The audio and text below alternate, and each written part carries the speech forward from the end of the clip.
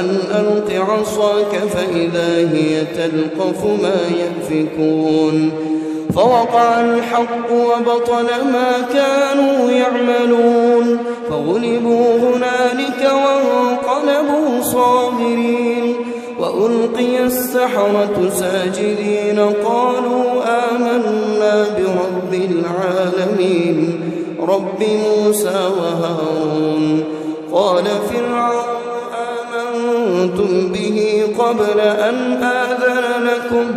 إن هذا لمكر مكرتموه في المدينة لتخرجوا منها أهلها فسوف تعلمون لأقطعن أيديكم وأرجلكم من خلاف ثم لأصلبنكم أجمعين